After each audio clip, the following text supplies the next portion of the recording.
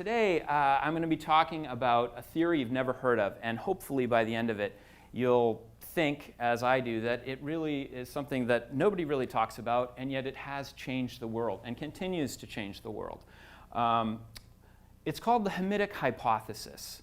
It's an idea that developed over hundreds of years, became very popular in the 19th century, but continues to affect parts of the world today, particularly Africa.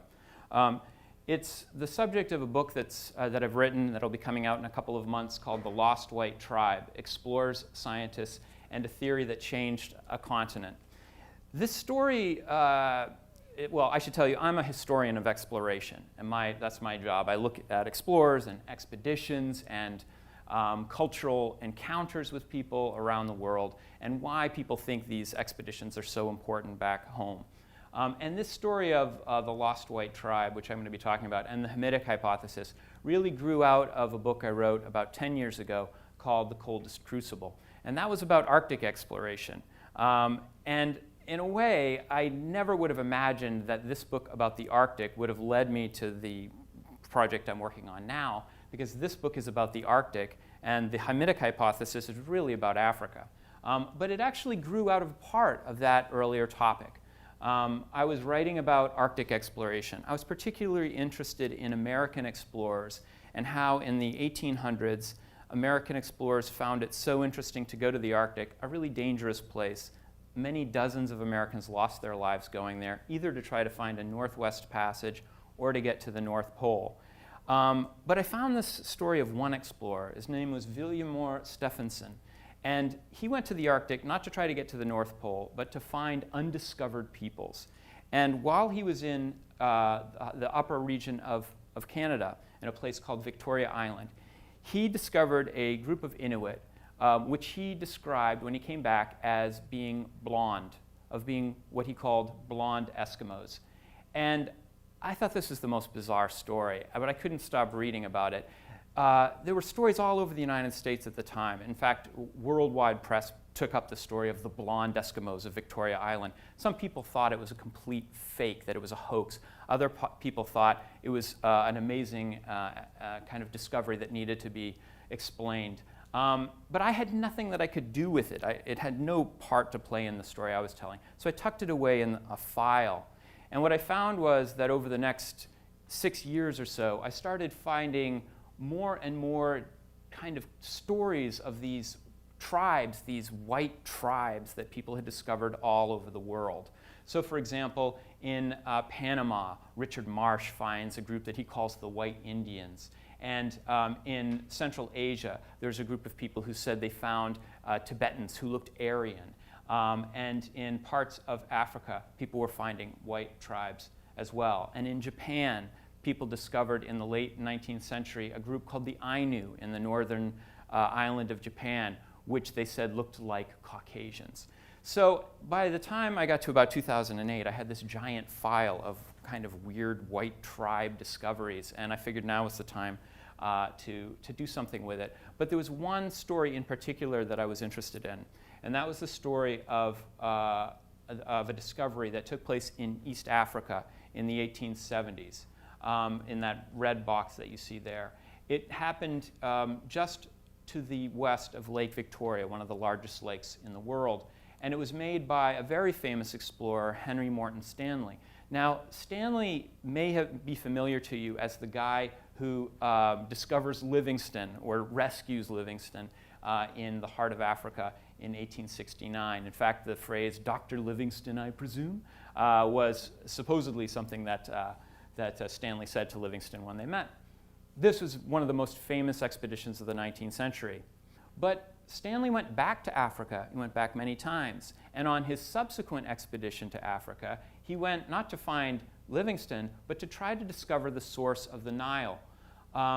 People knew by the late 1800s that there were many lakes in the areas of East Africa, what we call the Rift Valley of East Africa, and that one of these lakes would have been the source of the Nile, something that geographers had been searching for 2,000 years. But Stanley said, I'm going to figure out which of these lakes it actually is. And so he treks into East Africa, and he determines with great confidence that Lake Victoria is the ultimate source of the Nile. 4,000 miles of Nile River, and that is the source. But what he also discovers is something that, in a sense, creates a new mystery, which is he finds that there are members of an African soldier force that are protecting him, which look white. And he calls them Greeks in white shirts. He can't believe how light-complected these Africans are. He asks other members of his expedition party, who are these men? And they say, they come from the mountains to the west on a mountain called Gambara. So he writes about this and sends these reports back home. And the illustrations of his narrative actually show Mount Gambara over on the left-hand side of the illustration. You can see it in the background. This became a huge story back home, this lost white race that Stanley had found in the heart of Africa. Now, how in God's name would Stanley have explained this in the late 18th century? What kind of theoretical background could people use, or information, why you would find a group of white people living in the heart of Africa? In fact, Stanley, very much as a man of the 1800s, was at this transition moment between people who used the Bible as a way of explaining the history of the world and people who used science as a way of explaining the history of the world. And so when Stanley thought about it, he actually looked back to the Middle Ages when people tried to explain the differences that we saw in the peoples of the world, what we would call racial differences, and looked to the stories of Genesis, in particular the story of Noah. And in the story of Noah, we all know about Noah and the flood. But a lot of people don't know what happened after the flood, which was Noah parks the ark on the top of Mount Ararat, disembarks with his family, as well as his three sons, Sem, Japheth, and Ham. And it was really these three sons that many people in the Middle Ages, and by that we're talking about Jews, Christians, and Muslims, all looked to this story as a kind of explanation for how the world got repopulated after it was annihilated in Genesis 9. And as you see here, this is a medieval map showing the three sons of Noah on the three known continents of the world. Asia on the top, you see the little ark there at the very top, hanging out on top of Ararat, and Sem, the base of the word Semitic, comes from Sem, Noah's son. And then in the bottom left corner is Europe. This map is rotated east, by the way. On the bottom left, you see Europe, and that's Japheth, the son of Japheth. And then the forerunner of all Africans, people thought, were the descendants of Ham. And so when Stanley talks about this white tribe, he says somehow they must be related, they must be somehow related to the tribe of Ham, and they became known as Hamites. But this was a transition point, and Stanley was a very smart man, and he was also not just reading his Bible, he was also reading Darwin, and he was reading Charles Lyell, who were beginning to, in a sense, dismantle a kind of biblical history of the world. Guys like Darwin and Lyell said the world was not 6,000 years old. It's hundreds of thousands of years old. They had no idea how old it really was. But it was very, very old. And in addition to that, species maybe didn't stay fixed over time. Maybe species changed over time. Maybe, in fact, human beings were once resembled something else. And so Stanley began to try to adopt these old ideas and graft them to new ideas. And a lot of other people at the time did as well. And strangely enough, the Hamitic hypothesis, this idea that all Africans came from the descendants of Ham, that son of Noah, somehow got weirdly flipped to, no, Hamites are not all Africans. Hamites are some invasion of white people that happened in the ancient past, and that this invasion of white people explains why we're finding white tribes all over the world. Now, if this sounds a little bizarre, let me kind of reinforce, this was not some wacky idea like, scientists who go looking for Sasquatch or people trying to prove cold fusion. This was anthropologists, linguists, paleontologists, all kinds of scientists from across the spectrum were interested in this. This is a map, for example, of an anthropologist named Griffith Taylor, who was actually trying to describe what he saw as the racial dispersion of groups out of Asia around the world. Now you'll look, and it kind of looks like a swirly map, but just to orient you here, the middle of the map is Asia. And as you see, there are these kind of initial kind of flows outward of darker races. Now, Griffith Taylor believed that the first races of the human species were primitive, and that the later races of the species were more advanced. And like most 19th century Europeans and North Americans, when they thought about primitive and advanced, they saw it also as a racial ladder, and that primitive meant dark-skinned and advanced meant light-skinned. So they created a kind of color map of the world. To give you another example, he called this the lava flow analogy, that all of the races of the human species emerged first in Asia, and that gradually the later, more advanced races, i.e. the white race, kind of rolled over the other races and spread itself out as it conquered and overcame and drove to the edges the darker raced peoples of the world, either intermarrying with them or conquering them. So this was this idea that could somehow explain why you would find white tribes in weird areas. It also happened to fit very nicely with what was happening in the late 19th century, which was new white tribes were taking over other places in the world.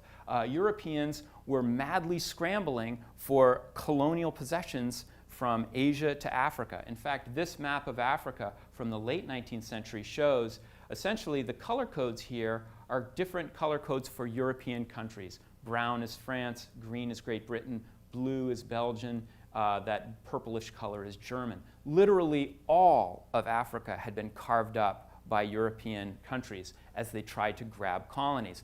So the idea that there had been white ancestors who had done this before kind of fit the mode of European thinking at the time. And as European colonists came into these parts of Africa and they looked at various groups of Africans, they said, these are the Hamites, these are these proto-white people. Let's treat them slightly different than these people that we think of as being black African. And so, over the course of the late 19th century, some groups, like the Bahima, the Batutsi of Rwanda, the Nyamwezi of Tanzania, were called white, and other groups were called, like the Bahutu of Rwanda, were called black. Now, at the time, Africans did not have the same idea of racial concept, right? They thought mostly in terms of ethnic or clan terms, and yet these ideas caught on. And it also allowed Europeans and North Americans, when they looked at the great kind of legacy of African civilizations, when they looked, for example, at Great Zimbabwe or the Great Pyramids, they said, clearly black cultures couldn't have created these. These must have been the Hamites, right? Those ancient, highly advanced white invaders who were here thousands of years ago. And so this Hamitic hypothesis became a way of explaining, justifying white colonization, as well as all of this cool stuff that you find in Africa, and that was essentially taken away from Africans themselves. There's a very dark side to the Hamitic hypothesis as well, which is this. Even after Europeans left Africa in the 1960s and these countries became independent, even after the Hamitic hypothesis essentially was exploded as not being true, even after that time, Africans themselves had started to adapt and adopt the Hamitic hypothesis as a part of their own history. So, for example, the Batutsi of Rwanda consider themselves as having an origin outside of Africa, and other groups in Africa as well. The Iroquois of Tanzania see themselves as having a Mediterranean origin, not an African one. And this racial conflict between the two groups was something that became important in, for example, the Rwandan genocide of 1994. It was much easier for the Hutu to see the Batutsi as foreign, as literally non-African invaders of their own country, and made it that much easier for them to exterminate them. Now, I'm not saying that's the only reason for the Rwandan genocide, but it was one of the important factors. And so that's the sad part of the story. But there's another part, and I want to end on this other part, which is an interesting part of the story, which is we really haven't actually gotten back to the original question, which was, if these things aren't true, if Stanley wasn't actually seeing white people in the heart of Africa, then what was he seeing? So I went to Africa in 2013, and I actually climbed that mountain that Stanley was looking at, which I was totally unprepared for. I mean, I run. I thought I was in pretty good shape. But this mountain was 17,000 feet high. There's a glacier on the top of it, and I wasn't really prepared for that. But here I am before I got to that point. And I wanted to see, as I told my guide, I wanted to see what Stanley saw. And my guide, who was a member of the Bakonjo tribe, he looked at me and said, "There's no white people on the top of that mountain, man." And I said, "Yeah, I know there aren't, but I want to think about what Stanley saw." And I came up with a provisional hypothesis. And the provisional hypothesis is this. I think Stanley did see difference. I think he did look at people and said, these people do not look anything like these people. We now know that in terms of human diversity, Africa is the most diverse continent in the world. There's more human diversity, i.e. physical diversity in Africa, than any other place, because within Africa is a much longer evolutionary period of time for the human species than outside of it. So I think he did see human difference. And then it was filtered through, and this is my own theory and I'm very proud of it, it filtered what I call the Mr. Magoo hypothesis. So for those of you who are too young to remember Mr. Magoo, he was this Don Quixote-like figure who was so nearsighted that you would stick him in a room and he wouldn't really know where he was, and he thought he was somewhere else. But everything that he bumped into or knocked into, he interpreted as if he was in that other place, because his expectations of where he was were so strong, it filtered virtually all information coming in. And I think that almost all explorers, probably all tourists, suffer from the Mr. Magoo hypothesis, which is that they too, in a sense, filter everything they see through their expectations of what they should see. And I think Stanley, in a sense, wanted to see people who were like him, who were European. He was a desperately lonely man. He was living in Africa for 3 years, oftentimes without anyone else from Europe or North America. And I think in a sense, he wanted to identify with people and saw this difference, cheekbones, aquiline nose, lighter skin color, and traced that as white. And ultimately, to finish it off, why should we remember this strange hypothesis? Okay, it was a kind of ink blot test for the way people looked at the world.